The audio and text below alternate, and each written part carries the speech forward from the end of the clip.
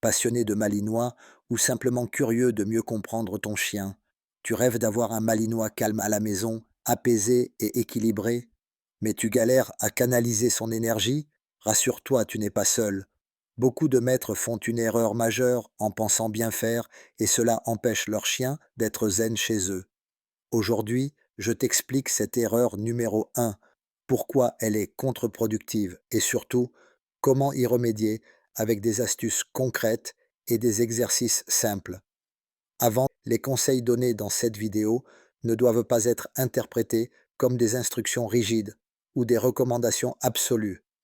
Chaque chien est unique et il est important de consulter un professionnel qualifié en cas de doute sur un comportement particulier. Après cette parenthèse, l'erreur numéro un est de vouloir un chien calme à la maison en le fatiguant physiquement à outrance. C'est contre-intuitif, mais beaucoup de maîtres pensent que, pour avoir un malinois tranquille, il faut les grandes balades, lancer de balles à gogo, sprint, vélo, course. Le chien rentre exténué, certes, mais cette stratégie est risquée à long terme. Pourquoi? Parce que tu nourris son besoin d'adrénaline. Et plus tu le fais, plus il en redemande. C'est un cercle vicieux. Tu crées un chien dopé à l'activité, incapable de gérer l'inaction. Conséquence. Il tourne en rond chez toi, il détruit ou aboie s'il s'ennuie, il monte en pression plus vite que les autres chiens, il devient accro à la stimulation comme un sportif de haut niveau en manque. L'objectif, un chien qui sait s'autoréguler. Ce que tu veux réellement, ce n'est pas un chien vidé de son énergie. Tu veux un chien qui sait se poser, gérer sa frustration et rester zen même en présence de stimulation. Et pour ça, il faut le stimuler mentalement. Oui, le travail physique est nécessaire, balade, jeu, etc. Mais ce n'est pas suffisant. Il faut enrichir son environnement et activer son cerveau. Petit exercice à mettre en place, le jeu de flair à la maison. Prends une poignée de croquettes ou friandises. Cache-les dans plusieurs pièces. Envoie ton chien chercher avec un ordre comme cherche. Les bénéfices, il se concentre, il cherche, il réfléchit. C'est fatigant mentalement. Un autre exercice. Le tapis de calme, matelas de relaxation. Installe un tapis spécial dans un coin tranquille. Entraîne ton chien à y aller sur demande au tapis et reste-y calmement. Récompense les moments de calme. Astuce, utilise un Kong fourré ou un mâchouillage sur le tapis. On continue avec cet exercice apprentissage de tricks utiles.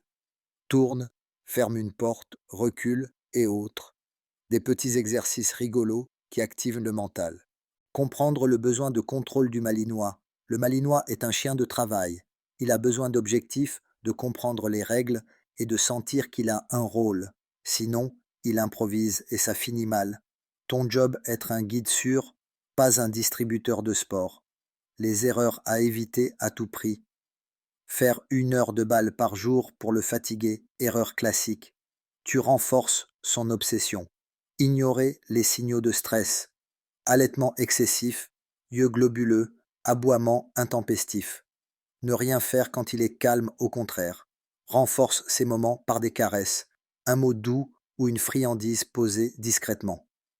Ce que tu peux mettre en place dès aujourd'hui, réduis les activités hyper excitantes. Intègre des routines calmes. Instaure des zones de repos fixes. Observe et note quand il est le plus réactif avant repas, après balade. Propose un challenge mental par jour flair, nouveau tour, recherche. En conclusion, avoir un malinois calme à la maison, ce n'est pas une question de musculation, mais de maîtrise mentale. Le calmer, c'est lui apprendre à gérer ses émotions, ses attentes et sa frustration. Ça prend du temps, oui, mais ça crée un lien fort, stable et épanoui. Tu veux d'autres conseils pour équilibrer ton chien? Je partage des astuces d'éducation positive. Si cette vidéo t'a aidé à mieux comprendre ton malinois, abonne-toi, like et partage-la à d'autres passionnés.